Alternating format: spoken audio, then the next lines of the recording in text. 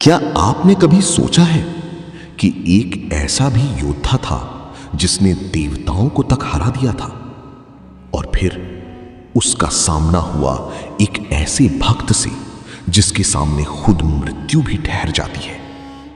ये कहानी है हनुमान और मेघनाथ की उस भयंकर युद्ध की जिसने न सिर्फ लंका को हिला दिया बल्कि इतिहास ही बदल दिया। बहुत समय पहले त्रेता युग में जब भगवान राम और रावण के बीच युद्ध चल रहा था, यह सिर्फ एक साधारण युद्ध नहीं था, ये धर्म और अधर्म के बीच की सबसे बड़ी लड़ाई थी। लंका की भूमि आग, अस्त्र और गर्जना से कांप रही थी, और इसी युद्ध में एक ऐसा योद्धा था जिससे देवता भी डरते थे। उसका नाम था मेघनाथ। मेघनाथ जिसे इंद्रजीत भी कहा जाता था, क्योंकि उसने स्वयं इंद्रदेव को युद्ध में हरा दिया था। वो रावण का सबसे शक्तिशाली पुत्र था। उसकी शक्ति सिर्फ बल में नहीं थी, बल्कि उसके पास मायावी शक्तियां भी थी। वो अदृश्य हो सकता था, आकाश में उड़ सकता था और एक साथ हजारों अस्त्र चला सकता था। उसने कठोर तपस्या करके भगवान ब्रह्मा से वरदान प्राप्त किया था, जिसके कारण उसे हराना लगभग असंभव था। दूसरी ओर थे पवन पुत्र हनुमान, एक ऐसे भक्त जिनके लिए शक्ति का मतलब था भक्ति, जिनकी ताकत उनकी भुजाओं में नहीं, उनके हृदय में बसी भगवान राम थे। वे अजर अमर थे, असीम बल के स्वामी, और सबसे बड़ी बात, उनके अंदर कोई अहंकार नहीं था। युद्ध अपने चरम पर था। वानर सेना और राक्षस सेना आमने सामने थी। तभी आकाश में काले बादल छा गए, बिजली कड़कने लगी और एक भयानक हंसी गूंजी। वो मेघनाथ था। मेघनाथ ने आते ही अपनी मायावी शक्तियों का प्रयोग किया। वो अदृश्य हो गया और फिर चारों ओर से तीरों की वर्षा होने लगी। वानर सेना घबराने लगी। कोई समझ ही नहीं पा रहा था कि हमला कहां से हो रहा है। तभी एक विशाल गर्जना हुई। वो थे हनुमान। उन्होंने अपनी गदा उठाई और जोर से पुकारा, डरना मत, जब तक मैं हूं कोई तुम्हें छू भी नहीं सकता।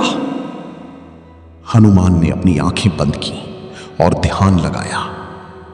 उन्होंने मेघनाथ की शक्ति को महसूस किया और फिर एक ही छलांग में आकाश में पहुंच गए। अब शुरू हुआ इतिहास का सबसे भयंकर युद्ध। हनुमान और मेघनाथ आमने सामने थे।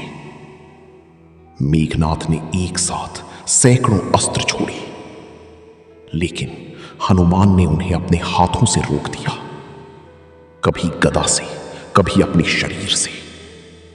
मेघनाथ बार बार अदृश्य हो जाता और पीछे से हमला करता, लेकिन हनुमान हर बार उसे ढूंढ लेते, क्योंकि भक्ति के सामने माया टिक नहीं सकती।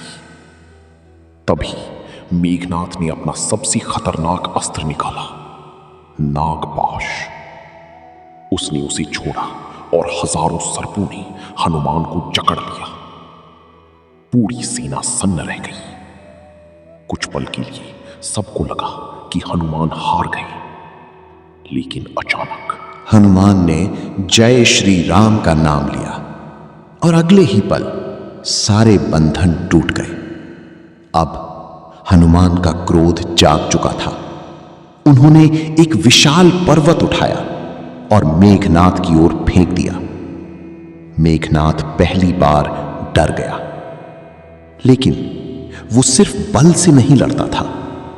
उसने एक यज्ञ शुरू किया, क्योंकि उसे वरदान था कि यज्ञ पूरा होते ही वो अजेय हो जाएगा।